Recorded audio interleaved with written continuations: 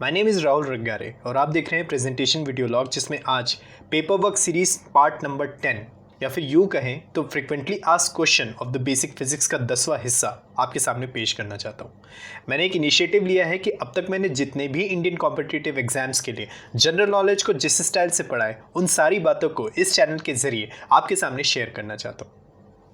मैं अब तक क्या है कि अभी तक मैं जो है वो स्टोरी बना ही रहा हूँ मैं, क्योंकि उसमें क्या है कि मैंने आपसे कहा था atomic and nuclear physics part 2 में कि वो बहुत छोटी सी कहानी है, पर जब मैंने वापस से बुक्स खोलकर इन चीज़ों को गहराई से देखा तो उसमें बहुत सारी ऐसी चीज़ें हैं जो एक कॉमन आदमी को बताना ज़रूरी है, जो जनरल नॉलेज सिलेबस के अंतर्गत है, और आधी अधूरी इन्फॉर्मेशन मैं जो है वो छोड़ नहीं सकता हूँ। तो उसका काम अभी जारी है और भी चीज़ उस पर रिसर्च एंड एनालिसिस करना है। मैं जल्द ही एटॉमिक एंड न्यूक्लियर फिजिक्स के उस पार्ट को आपके सामने पेश करूँगा।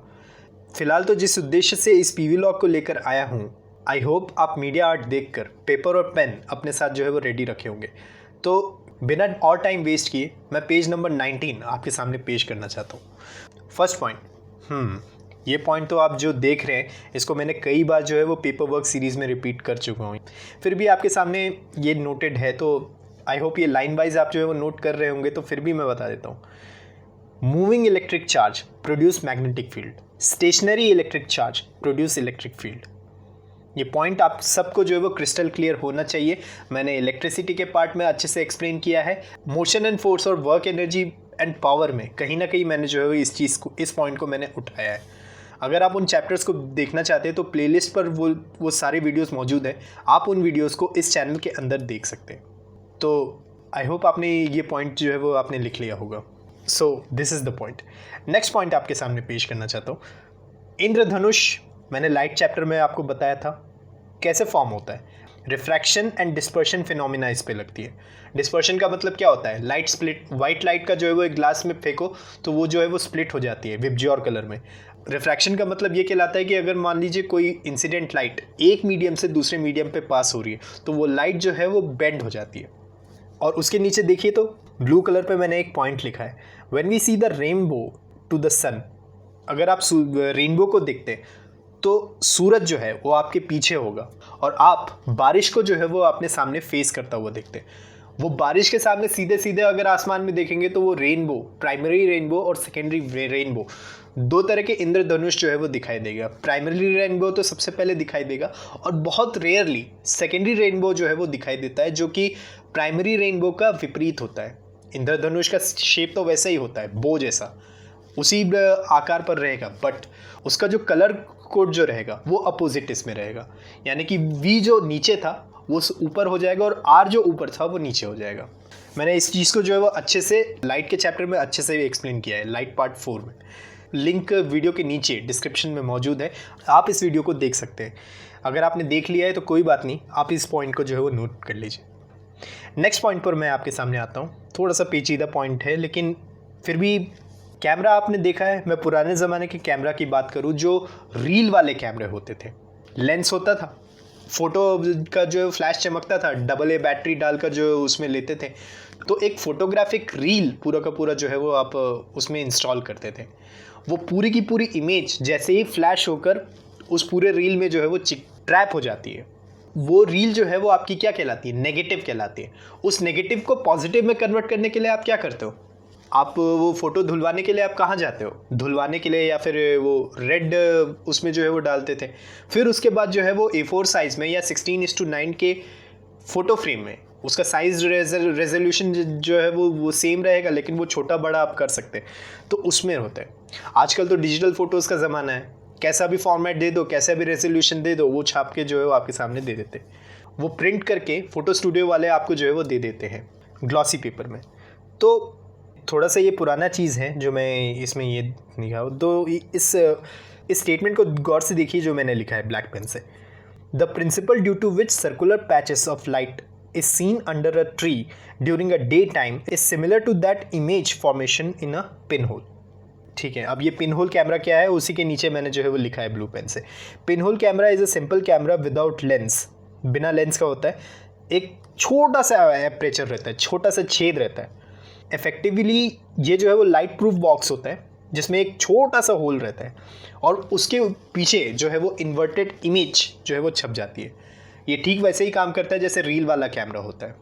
तो आई होप ये पॉइंट आपको समझ में आ गया, क्योंकि ये क्वेश्चन बैंक्स में था और ये क्वेश्चन जो है मुझसे पूछा भी गया था जब मैं 2015 में जूनियर इंजीनियर का एग्ज़ाम देने गया था। तो उस समय ये पॉइंट कहीं ना कहीं था, तो इस चीज़ को मैंने जो है वो पेपर नोट्स में लिख लिए थे। सो आई होप ये पॉइंट आपको समझ में आ रहा होगा और आप लिख रहे होंगे ये सारे पॉइंट्स। नेक्स्ट पॉइंट पर मैं आता हूँ। Optically plane surface reflects a beam of light parallel beam in one direction. Obviously तभी आपको ऐसा लगता है कि ये मेरा इमेज है, ये सीधा दिख रहा है।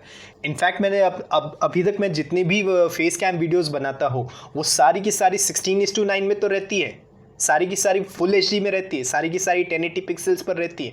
बट उस चीज़ को मैं क्या करता हूँ, इन्वर्टेड में रखता हूँ ताकि मेरा लेफ्ट हैंड जो है वो आपको भी लेफ्ट दिखाई दे और मेरा जो राइट हैंड है वो आपको भी राइट हैंड दिखाई दे।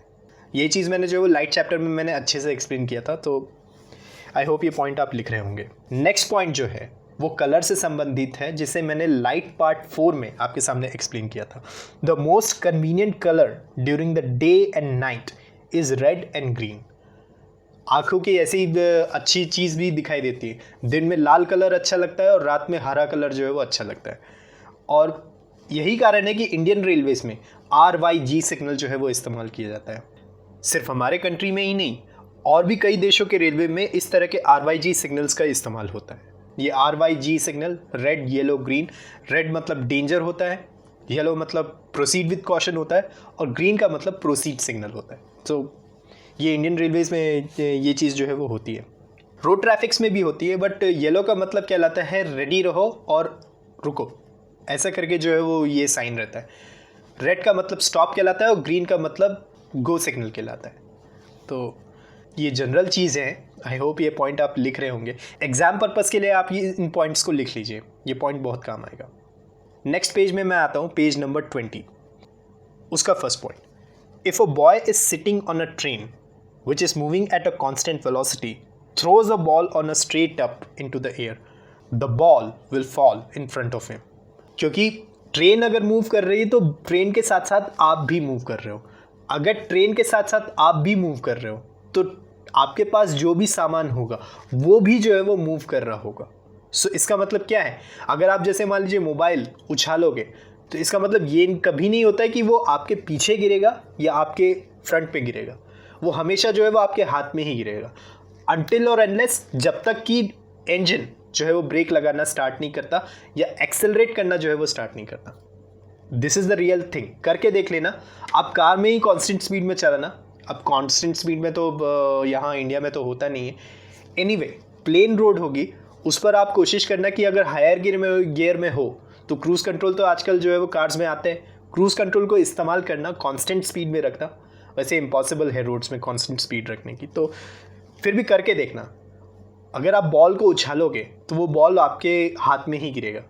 जिस हाथ से आपने उछाला उसी हाथ में आपके जो है वो बॉल गिरेगा।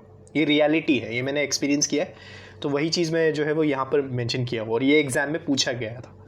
सो आई होप ये पॉइंट आप लिख रहे होंगे और आप आई होप ये पॉइंट आप नोट कर रहे होंगे। तो let's move to the next point. While catching a ball, a player pulls down his hand to lower his force। गेंद को पकड़ने के लिए आप हाथ को पीछे करते हो। इस पॉइंट को मैंने कई बार पेपर वर्क सीरीज़ में जो है वो बताया है। पहले पेज में भी ये चीज़ जो है वो बताया था। तो ये फिर से लिख लीजिए क्योंकि ये रिवीजन करने के लिए बार बार ये एक पॉइंट काम आएंगे। तो आई होप ये पॉइंट आप समझ गए होंगे। नेक्स्ट पॉइंट जो आपका है, इसे मैंने pressure part 1 application in solids में और साउंड के पार्ट में कहीं ना कहीं मैंने जो है वो 3 तरह के जो है वो मॉड्यूलस ऑफ इलास्टिसिटी एक्सप्लेन किया था। हुक्स लॉ के अंदर मैंने जो है ये सारी चीज़ें एक्सप्लेन की थी pressure part 1 application in solids में। उस वीडियो की लिंक इस वीडियो के डिस्क्रिप्शन में मौजूद है या फिर ऊपर आइकॉन में ग्लो हो रहा है वो चीज़, आप उस वीडियो को देख लीजिए। अगर आपने उन वीडियोस को देख लिया है तो ये रिविजनल पॉइंट्स के तौर पर मैंने जो है वो ये यहाँ पर क्लियरली मेंशन किया है। और सेम चीज़ मैंने जो है वो रेड, ब्लैक और ब्लू पेन से मैंने इस चीज़ को अच्छे से मेंशन किया है। तो यंग मॉड्यूलस का मतलब क्या कहलाता है? खींचना कहलाता है, स्ट्रेच करना कहलाता है। longitudinal stress divided by longitudinal strain, FL by A del L, F by A whole divided by del L by L। Depend करता है कि अंदर का जो बॉडी के अंदर का जो फोर्स है, मतलब जिस बॉडी को आप स्ट्रेच कर रहे हो वो कितना लंबाई तक जो है वो खींच सकता है, उसकी सर्टेन लिमिट तक ही आप उसको जो है वो खींच सकते हैं। सर्टेन लिमिट क्रॉस हो गई, यंग मॉड्यूलस अगर जैसे मान लीजिए जितना वो, अगर मान लीजिए लिमिटेड थ्रेशोल्ड से अगर मान लीजिए वो क्रॉस कर गया तो वो आपका बॉडी जो है वो टूट जाएगा। ये तो मतलब खींचने के कारण टूटना कहलाया, दबाने के कारण भी टूटना कहलाता है। तो दबाने का मतलब जो कहलाता है वो बल्क मॉड्यूलस कहलाता है। तो यूनिफॉर्म प्रेशर, तो जाहिर सी बात है दबाने के लिए आप क्या करोगे, प्रेशर अप्लाई करोगे। वही चीज़ जो है वो यहाँ पर मैं मेंशन किया है मैंने। ये डिसाइड करता है प्रेसिंग या फिर कंप्रेसिबिलिटी को जो है वो डिसाइड करता है। फिर उसके नीचे देखिए क्या लिखा है मैंने, रिजिडिटी मॉड्यूलस कहलाता है, ट्विस्ट करना। तो ये चीज़ मैंने मेंशन किया है, shear stress upon shear strain. Share, मैंने बॉडी को शेयर करना, ये चीज़ भी मैंने जो है वो अच्छे से आपको एक्सप्लेन किया था। तो यंग मॉड्यूलस का संबंध है स्ट्रेचिंग से, बल्क मॉड्यूलस का संबंध है प्रेसिंग से, और रिजिडिटी का संबंध है ट्विस्ट करने से। सो ये पॉइंट मैंने जो है वो यहाँ पर लिखे हैं। So these are the page number 19 and page number 20 of my paper work series. I hope आपने ये सारे पॉइंट्स जो है वो लिख लिया होगा, एंड आप इस जो है वो रेगुलरली पेपर वर्क सीरीज़ के जितने भी मैं रिविजनल पॉइंट्स बता रहा हूँ वो सारे के सारे आप जो है वो नोट कर रहे होंगे। So that is all for today. These are the page number 19 and page number 20 of my paperwork series part 10। आज के लिए मेरी तरफ से इतना ही। मुझे उम्मीद है कि आपको ये वीडियो पसंद आया होगा। अगर पसंद आया तो प्लीज़ इस वीडियो को लाइक कीजिए, शेयर कीजिए, और ज़रूरतमंदों को जो कॉम्पिटिशन्स की तैयारी कर रहे हैं और जो बेसिक रूल्स ज़िंदगी के समझना चाहते हैं तो प्लीज़ मेरे इस चैनल को सब्सक्राइब कीजिए। मिलता हूँ आपको अगले वीडियो में। This was Rahul Rangare. Thank you very much for watching this video. Have a nice day.